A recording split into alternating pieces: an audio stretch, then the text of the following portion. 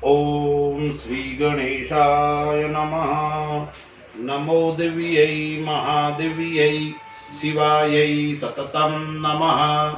नमः प्रकृत्यै भद्रायै नियता प्रणता स्मताम्। दर्शक मित्रों, जय श्री राम। आइए हम आज शक्ति का पर्व, साधना का पर्व, ज्ञान और भक्ति का पर्व, तपस्या के लिए लोग इस पर्व को, इस उत्सव को आने के लिए निरंतर क्या करते हैं? प्रतीक्षा करते हैं। यह पर्व कौन सा है? यानी शारदीय नवरात्रि, शक्ति और साधना का पर्व। बड़े बड़े महंत, बड़े बड़े ऋषि, बड़े बड़े लोग अपने जीवन को उन्नत बनाने के लिए, अपने जीवन के अंदर साधना की प्राप्ति के लिए, शक्ति की प्राप्ति के लिए इस 9 दिन के अंदर बहुत बड़ी उपासना करते हैं, भक्ति करते हैं, कई प्रकार के जप तप हवन आदि करते हैं। तो शारदीय नवरात्रि का क्या महत्व है? शारदीय नवरात्रि कब है? नवरात्रि के समय में हमें क्या क्या करना चाहिए? आइए उसके ऊपर हम विस्तार से चर्चा करते हैं। दर्शक मित्रों, हमारे वह 4 नवरात्रि है। शारदीय नवरात्रि है, चैत्र की नवरात्रि है, आषाढ़ की नवरात्रि है और माघी नवरात्रि है। 2 गुप्त नवरात्रि है, 2 प्रचलित नवरात्रि है। उन 2 नवरात्रि के अंदर जो शारदीय नवरात्रि है और एक चैत्र नवरात्रि है। तो हम अब विचार करेंगे शारदीय नवरात्रि के ऊपर, उसका महत्व क्या, क्या करना चाहिए हमें। हमारे वहां शयनाख्य और बोधनाख्य, इस 2 प्रकार की नवरात्रि है। शयनाख्य है वो चैत्र महीना की नवरात्रि है और बोधनाख्य है वो कौन सी नवरात्रि है? वो शारदीय नवरात्रि है। कहीं कहीं ऐसा वर्णन भी आता है कि चैत्र नवरात्रि के अंदर भगवान विष्णु का पूजन, नारायण का पूजन, क्योंकि रामनवमी आती है, और शारदीय नवरात्रि है वो शक्ति का पूजन, दशहरा आता है अंत में। तो ये नवरात्रि कब से प्रारंभ हुआ, पूजन कब से प्रारंभ हुआ? तो कहीं कहीं शास्त्रों में ऐसा उल्लेख भी है, प्रभु राम ने इसका पूजन प्रारंभ किया था। और ये शारदीय नवरात्रि क्या है, कब है, आइए उसके ऊपर हम विस्तार से चर्चा करते हैं। दर्शक मित्रों, शारदीय नवरात्रि आश्विन शुक्ल प्रतिपदा यानी 22 सितंबर 2025 वार है, उस दिन सोमवार, उस दिन शारदीय नवरात्रि प्रारंभ हो रही है। अब शारदीय नवरात्रि प्रारंभ हो रही है, कैसा रहेगा उसका प्रभाव? शास्त्र में लिखा है, श्रीमद् देवी भागवत के अंदर लिखा हुआ है, यदि नवरात्रि के प्रारंभ में सोमवार हो या रविवार हो, उस दिन मां भगवती हाथी के ऊपर विराजमान होकर आगमन होता है। जब माता जी का आगमन हाथी के ऊपर होता है तो प्रभाव क्या होता है? वो प्रभाव होता है जीवन के अंदर सुख, समृद्धि और शांति का निवास होता है। दर्शक मित्रों, मां भगवती शारदीय नवरात्रि के अंदर हाथी के ऊपर विराजमान होकर अपने भक्तों को आशीर्वाद देने के लिए आ रही है। अब नवरात्रि का पूजन का समय क्या, घट स्थापना का समय क्या? तो उस दिन सोमवार है, तो प्रातःकाल 6:30 बजे से लेकर 8 बजे तक घट स्थापना का मुहूर्त है। उसके बाद में 9:30 बजे से लेकर 11 बजे तक भी घट स्थापना का श्रेष्ठ और शुभ मुहूर्त है। और उसके बाद में अभिजीत मुहूर्त है, वो भी कितने बजे है? वो 11:52 से लेकर 12:42 तक घट स्थापना का श्रेष्ठ और उत्तम मुहूर्त है। इस समय आप घट स्थापना करें, आपके लिए श्रेष्ठ रहेगा। कभी कभी समय का अभाव हो, समय आपके पास में नहीं हो, तो सायंकाल गौधुलिक वेला के अंदर भी आप घट स्थापना कर सकते हैं। अब घट स्थापना का मैंने मुहूर्त बता दिया। अब किस प्रकार से करनी चाहिए? तो आपको विद्वान ब्राह्मण बुलाकर भगवती का पूजन, घट स्थापना करनी चाहिए। और दूसरा क्या मैं आपको बताता हूं, एक बात और आपको बताता हूं, आप घट स्थापना करते हो तो विद्वान ब्राह्मण बुला के कराओ तो अति उत्तम है, अन्यथा आप स्वयं भी करो तो घर के अंदर जो सुंदर स्थान है, साफ सुथरा स्वच्छ स्थान है, वहां पर बैठना चाहिए। पूर्वाभिमुख बैठकर हमें भगवती का पूजन करना चाहिए। आपको सबको विदित है, मालूम है, सुंदर स्थान होना चाहिए। लाल चौकी के ऊपर चावल का अष्टदल बनाकर घट स्थापना करनी चाहिए। सर्वप्रथम भगवान गणपति महाराज और जगत जननी दुर्गा देवी का पूजन और घट स्थापना करनी चाहिए। और शारदीय नवरात्रि के अंदर जवारे बोने चाहिए। एक मिट्टी का बड़ा पात्र लेकर, रेत मिट्टी आदि लेकर, उसके अंदर गेहूं जव आदि डालकर उसका भी आपको पूजन यजन आदि करना चाहिए। इस प्रकार से आप घट स्थापना करनी चाहिए। अब मैं आपको कुछ विशेष साधना के कुछ मुख्य बिंदु बताता हूं। देखिए, प्रत्येक व्यक्ति चाहता है जीवन के अंदर उन्नति बनी रहे, जीवन के अंदर प्रगति बनी रहे, जीवन के अंदर सुख की प्राप्ति हो। कोई लोग चाहते हैं मुझे श्रेष्ठ नौकरी मिले, कोई लोग चाहते मेरे व्यापार के अंदर धन की प्राप्ति हो, कोई लोग चाहते मैं आरोग्यवान बनूं। तो ये सबके लिए शास्त्रों में एक सुंदर कुछ उपाय बताए हैं। देखिए, घट स्थापना से नवरात्रि 9 दिन है।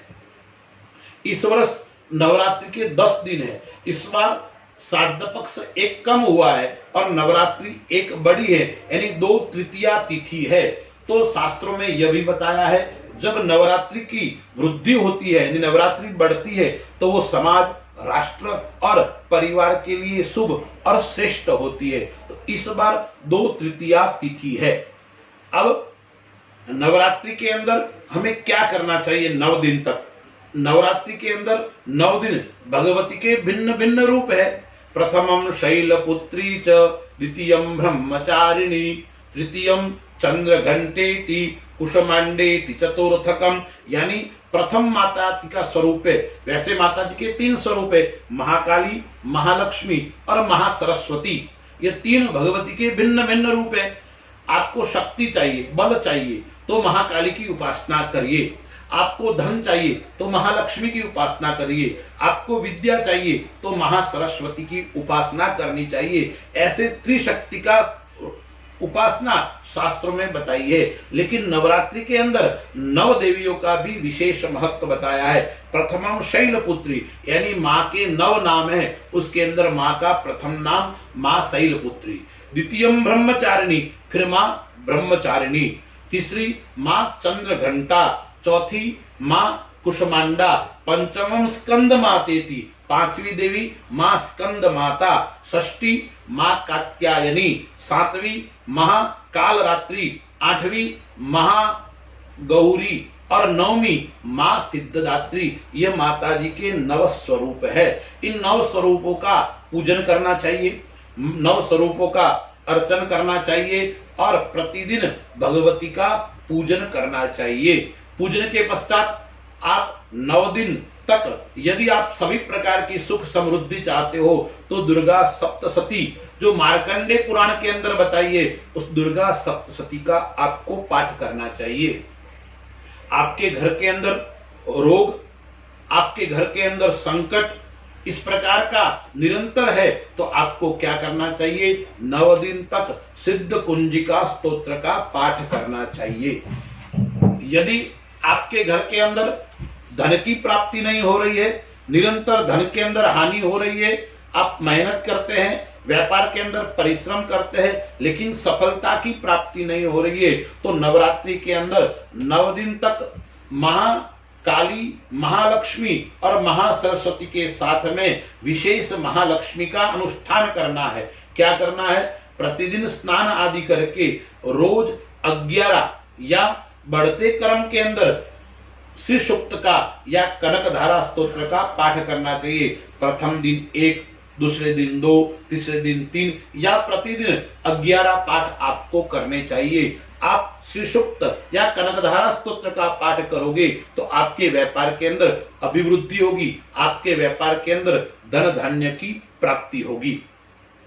यदि आप विद्या चाहते हो, यदि आप श्रेष्ठ वक्ता बनना चाहते हो, श्रेष्ठ आप अपना मान सम्मान प्राप्त करना चाहते हो, तो शास्त्रों में लिखा है दुर्गा पाठ के अंदर, दुर्गा सप्तशती के अंदर जो चौथा अध्याय है जिसको सक्रादय स्तुति बोलता है, उसका पाठ करना चाहिए।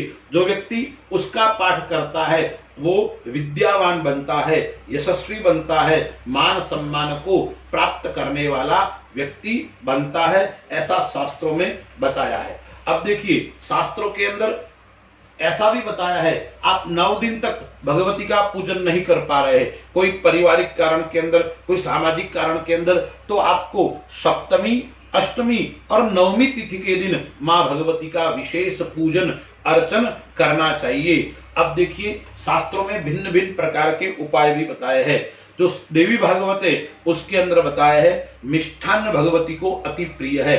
उसके अलावा जो मखाने आते हैं, मखाने का भोग भी पायस, घी के अंदर और दूध के अंदर भी आप उसको मिक्स करके चावल के साथ में भी आप उसका भोग लगाओगे तो विशेष फल की प्राप्ति होगी। उसके अलावा मालपुआ भगवती को विशेष प्रिय है, तो नवरात्रि के अंदर आपको मालपुआ का भोग भी लगाना चाहिए।